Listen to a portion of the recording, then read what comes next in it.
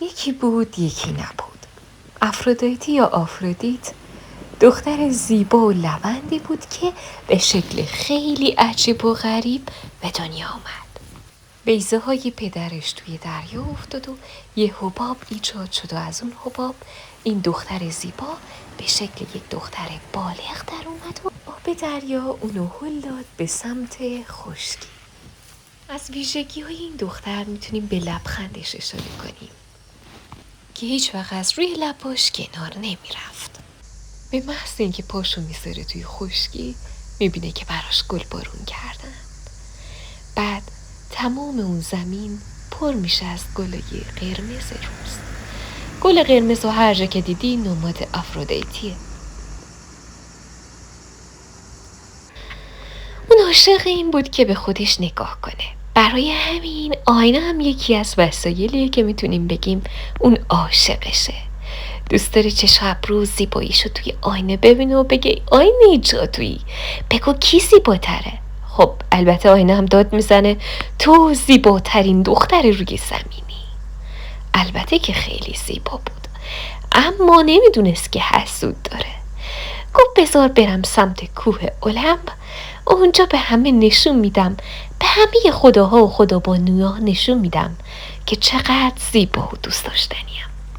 غافل از این که نمیدونست که خداها و خدابانوهای کوه المپ خیلی خیلی مکارتر و حیله‌گرتر از این حرفا بودن که به راحتی زیبایی و خوشگلی افرودیتی رو بیان و تایید کنن. خلاصه افرودیتی که میرسه به کوه المپ میبینه که یه عالم خدا، یعنی پسرهای اون دوران، دورو برش جمع میشن و هاج و واج بهش نگاه میکنن. عین ندید بدیدا. نه وای، این عجب دختر خوشگلیه، عجب دافیه. افرودیتی که این همه ندید بدید میبینه شروع میکنه به دلبری و زیبایی خودشو نشون میده. اینجاست که حسودی ها شروع میشه. من افرودیتی هستم، خدابانوی لبندی، شهوت، همه زیبایی ها رو میبینم. توی زیبایی ها غرق میشم و به خلسه میرم.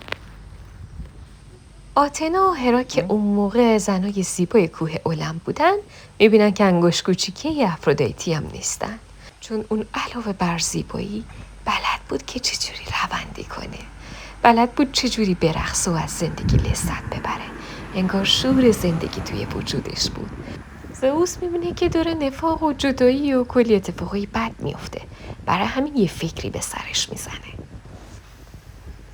میگه برای اینکه بتونیم دوباره صلح و آشتی رو بیاریم بهتره که با پسر من عروسی کنی.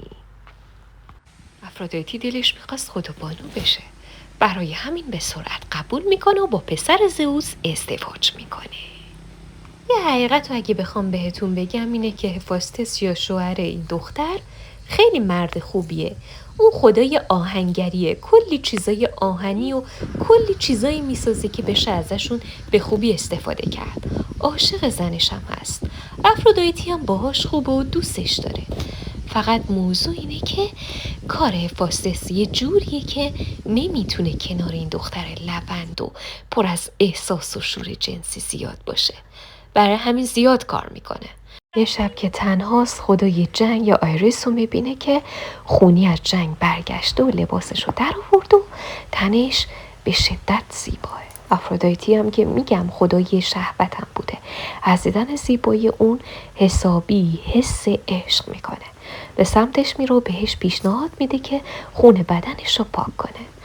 از اونجا که خدای جنگ از طرف پدرش هم حتی طرد شده بود، وقتی توجه خدابانو رو میبینه حسابی حس خوبی بهش دست میده. متاسفانه اتفاقی که نباید بیفته میفته.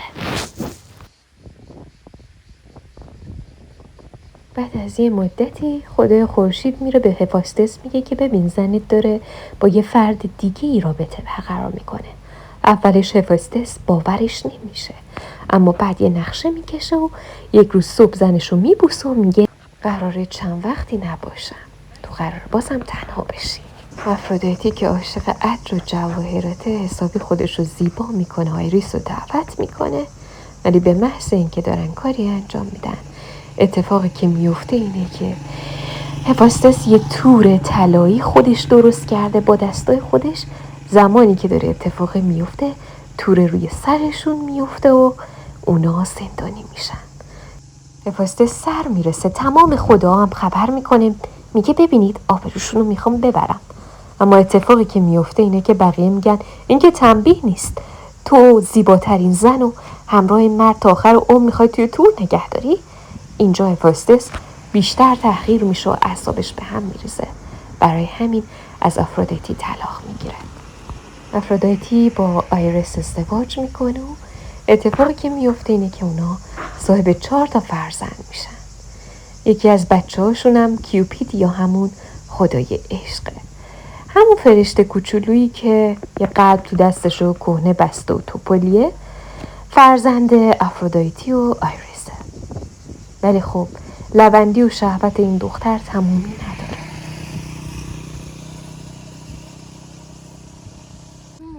خب توجهتون رو به کیوپید جلب میکنم. حالا بریم در مورد دخترای آفرودیتی الان صحبت کنیم که دقیقاً چه نشونه هایی دارن و چه شکلی هم. عاشق لباسای جیغن، عاشق رقصیدنن، عاشق شور و شوقن. یه جایی میرن باید بهشون حسابی خوش بگذره. اگه بهشون خوش نگذره احساس میکنن که اصلا تفریح نکردن. باید با مرد زندگی کنن که اون مرد شور و حال زندگی داشته باشه. اگه زیادی خسته کننده باشه خسته میشن. دخترای آفرودیتی مثل آفرودیتی قصه حسابی هنرمندن و عاشق هنر و کمک کردنن. عاشق سفر کردنن و اگه کسی پایه نباشه بعد از یه مدتی دوست دارن که باهاشون قطع رابطه کنن. یه وقتایی درمانگرن، یه وقتایی معلمن. کلاً ارتباطات برای دختر آفرودیتی خیلی خیلی مهمه. اولویت زندگیشون اینه. اونا اگه به اولویت ارتباط با آدما برسن طراحای خیلی خوبی هم میشن. دوست دارن که با جهان ارتباط بگیرن، با طبیعت ارتباط بگیرن. مردا به شدت جذب دخترای آفرودیتی میشن، به خاطر اینکه این دخترها به راحتی آسیب پذیری خودشون نشون میدن، زیباییاشون رو نمایش میدن، بلدن بازی گوشی کنن. وقتی بحثی اتفاق میفته بلدن که با لبندی و شهوت توجه اون فرد رو بیان و به چیز دیگه ای جلب کنن. وقتی یه چیز زیبا میبینن به شدت ذوق میکنن و ذوقشون رو نشون میدن. از یه طرف دیگه اگه ذوقشون دیده نشه حسابی حس و حال بدی پیدا میکنن و از آدما دور میشن. اونا به همه محبت میکنن، به مردا، به زنا حسابی دلبری میکنن. برای همین حسود زیاد دارن. یه وقتایی اینقدر که اخلاق خوبی دارن بقیه فکر میکنن که این دختر زیبا عاشقشون شده، ولی ممکنه اصلا این همچین اتفاقی نیفتاده باشه. دخترایی که دوست دارن آفرودیتی خودشون رو فعال کنن دقیقاً دخترایی هستن که میگن ما زیاد پیشنهاد دوستی نمیگیریم با اینکه همه چی تمومیم. دقیقاً دخترایی که پیشنهاد دوستی زیاد نمیگیرن دخترایی هستن که این زنانگی، این لبندی، این زیبایی، این شور و شوق، این بازیگوشی رو ندارن. در خودشون خفه کردن، میخوان زیادی قوی نشون بدن. آفرودیتی با شور و شوقی که ایجاد میکنه همه رو جذب خودش میکنه. تمام دنیا بهش نگاه میکنن. اگه یه کاری رو دوست داشته باشه جوری انجامش میده که همه از دیدنش لذت میبرن. میگن اصلا اون کار مهم نیست، ولی چون اون داره انجام میده قشنگه.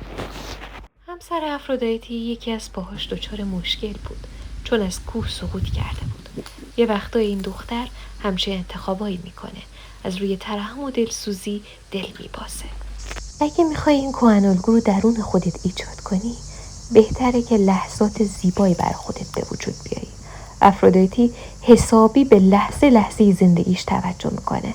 اگه دیگران بهش توجه نکنن خیلی ناراحت میشه و حس میکنه تو دسته آدما نیست. از بین انواع زنها نگه داشتن دختر آفرودیتی از همه سخت‌تره. مثل ماهی میمونه که از دست لیز میخوره، مگه اینکه مردی باشه که همیشه رمانتیک و بازیگوشیشو تحسین میکنه. این دختر حسابی به زنانگی تو کمک میکنه. به خودت برس. لایک و سابسکرایب کن و زنگوله رو بزن که داستانی دیگه هم بیاد. قول میدم خودم هم برات قصه بنویسم. به پرتو قصه دیگه و آروم باش عشقم.